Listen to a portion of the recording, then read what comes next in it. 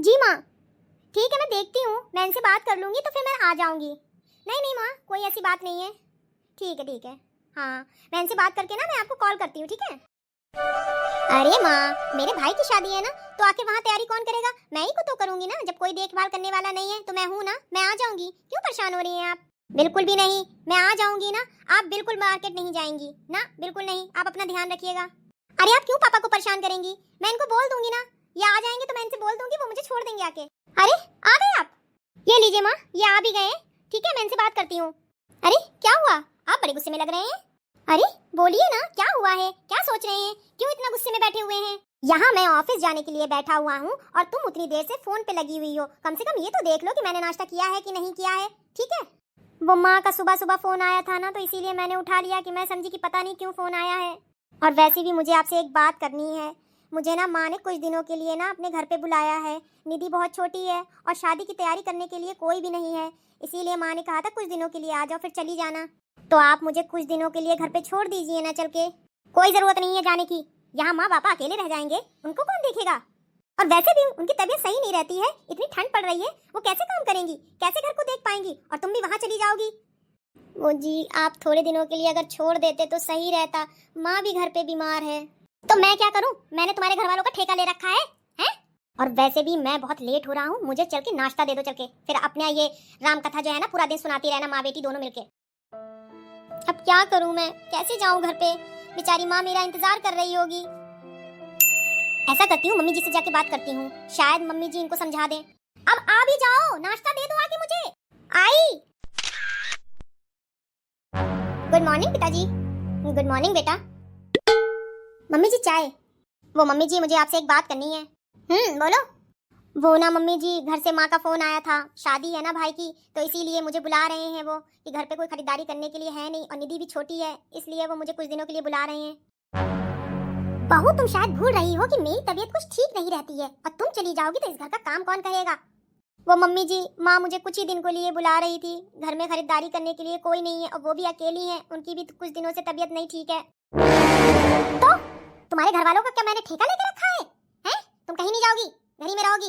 वैसे भी इतनी सर्दी पड़ रही है, मुझसे घर का अकेले काम नहीं हो पाता है, और इसीलिए मैं तुझे रोक रही हूँ, ठीक है? जिस दिन तेरे घर पे शादी हो ना, उसी दिन ही चली जाना। और वैसे भी तुझे तेरे घर वालों को अगर शादी ही सबकी करनी थी और तुझे कोई पहले से बुलानी थी, तो तू ऐसा करती, पहले सबकी शादी करवा लेती, उसी के बाद तू अपनी शादी करवाती।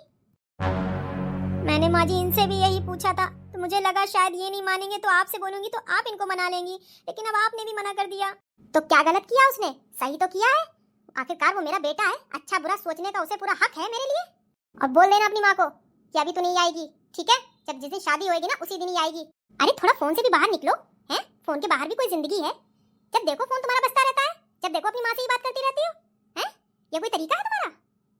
और वो भी पता नहीं कैसी है समधन जी, उठाएंगी फोन, मिला देंगी, बिटिया आ जाओ, बिटिया ये करा लो आके, बिटिया वो करा लो। ये तरीका है कोई? कह देना अपनी माँ से, ठीक है? कहना मैं भी नहीं आऊंगी, जिस दिन शादी होगी उसी दिन ही आऊंगी। अरे क्या बात है, क्यों जरा सी बात का पतंगड़ बना के रखा है तुमने? अगर वो अपने घर पे जाना चाह रही है तो उसको भेज दो, उसका हक है भाई अपने घर पे जाने का। उसकी भी एक फैमिली है, भाई है, बहन है, उसकी माँ है, बाप है, तो तुम क्यों उसको रोक रही हो? हैं?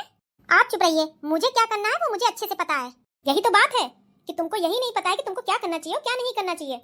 ऐसे तो संध्या हर दूसरे हफ्ते चली जाती है, तब तुमको कुछ खराब नहीं लगता है, क्योंकि वो तुम्हारी बेटी है और ये भी तो किसी की बेटी है। अगर उसकी माँ ने फोन करके उसको बुलाया है तो उसको जाना चाहिए, क्यों तुम उसको रोक रही हो?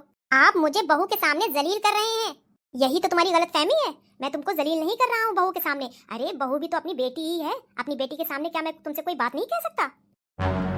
अच्छा सोचो, कुछ टाइम के बाद तुम्हारे छोटे बेटे की शादी होगी तो संध्या आएगी, तुम भी तो संध्या को बुलाओगी, अरे संध्या आ जाओ, ये खरीदवा लो, वो कर लो, ये कर लो।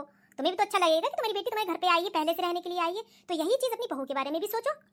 और वैसे भी तुम समधन जी के लिए कह रही हो, तो वही काम तुम भी तो करती हो, तुम भी तो अपनी संध्या के पास रोज फोन पे बात करती हो, उसको बुलाती हो, बेटा आ जाओ, देख जाओ आके। तो फिर इसमें उसमें क्या भेदभाव कर रही हो? और वैसे भी वो थोड़े ही दिन के लिए तो जा रही है, अरे कुछ दिन के लिए उसका मन बहल जाएगा, अपने घर पे जाएगी, अपने रिश्तेदारों से मिलेगी, अपने भाई बहन से मिलेगी, खुश हो जाएगी।